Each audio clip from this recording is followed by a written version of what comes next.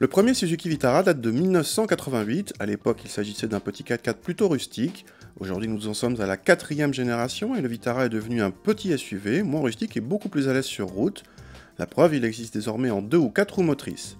Avec ses 4,18 m de long, ce nouveau Vitara concurrence les Captur 2008 ou Juke. Il propose deux motorisations, un diesel de 120 chevaux et un essence atmosphérique de 120 chevaux également, c'est celui de notre modèle d'essai. Il est ici en finition haut de gamme PAC qui se distingue par des feux diurnes à LED.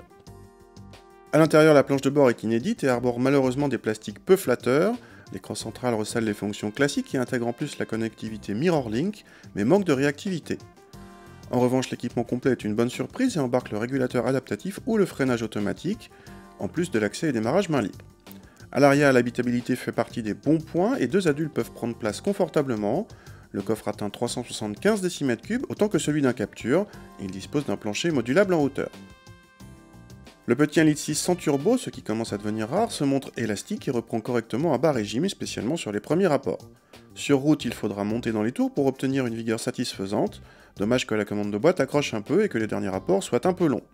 Côté châssis, ce Vitara montre un bon niveau de filtrage de suspension et un confort correct, accompagné par une insonorisation suffisante.